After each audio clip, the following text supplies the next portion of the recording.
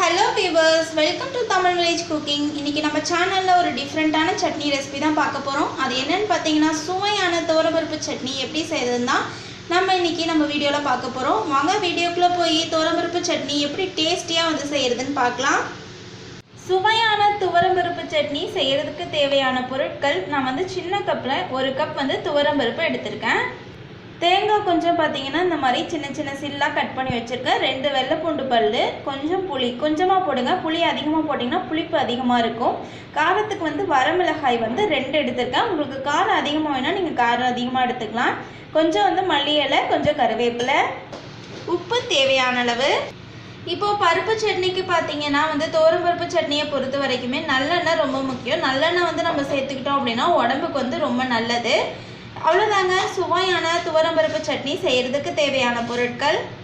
இப்போ கடாய் அடுப்பில் வச்சு கடாய் நல்லா சூடாயிடுச்சு. இந்த டைமில் 1 ஸ்பூன் நல்லெண்ணெய் சேர்த்துருக்கேன்.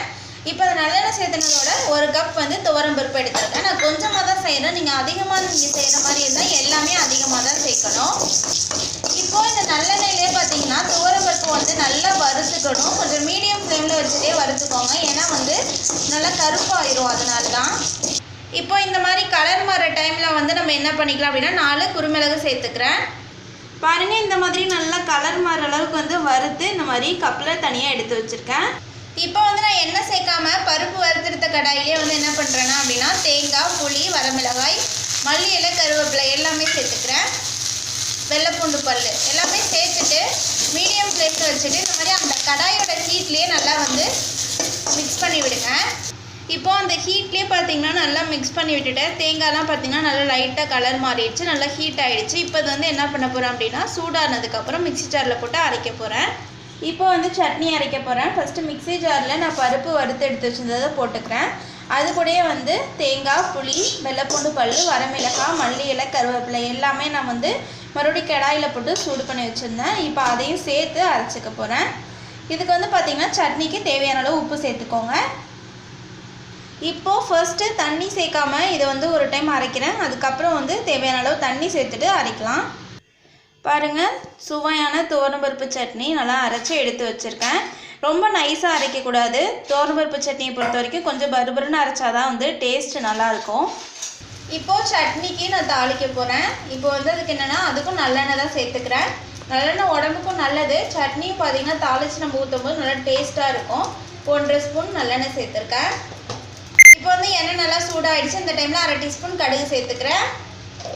கடுகு பொரிஞ்சு வர டைமில் கறிவேப்பிலை சேர்த்துக்கலாம். இப்போ கருவேப்பிலை சேர்த்துருக்கேன். அவ்வளோதான், சட்னிக்கு தாளிப்பு ரெடி ஆகிடுச்சு.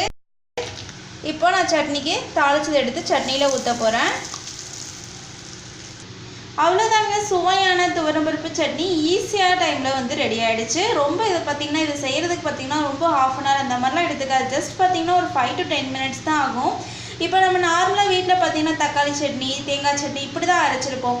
ஆனால் இந்த மாதிரி கொஞ்சம் டிஃப்ரெண்ட்டாக துவரம் பருப்பு சட்னிலாம் அரைச்சோம் அப்படின்னா நல்லா விரும்பியும் சாப்பிடுவாங்க. ஹெல்த்துக்கும் பார்த்திங்கன்னா ரொம்ப நல்லது.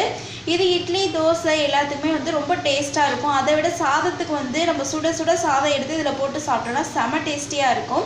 அதனால இந்த ரெசிபியை உங்கள் வீட்டு கிச்சனையும் நீங்கள் கண்டிப்பாக ட்ரை பண்ணி பாருங்கள். ட்ரை பண்ணி பார்த்துட்டு பிடிச்சிருந்தா எங்கள் தமிழ் வில்லேஜ் குக்கிங் சேனலை லைக் பண்ணுங்கள், கமெண்ட் பண்ணுங்கள், சப்ஸ்கிரைப் பண்ணுங்கள்.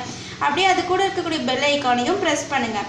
அது மட்டும் இல்லாமல் இந்த மாதிரி உங்களுக்கு பிடிச்ச ரெசிபிஸோட குக்கிங் வீடியோஸும் நீங்கள் பார்க்கணுன்னு ஆசைப்பட்டீங்கன்னா அந்த ரெசிபியோட நேமை மட்டும் எங்கள் சேனலோட கமெண்ட் பாக்ஸில் மறக்காமல் கமெண்ட் பண்ணுங்கள். அதுக்கான குக்கிங் வீடியோவை நாங்கள் கண்டிப்பாக அப்லோட் பண்ணுவோம். நன்றி.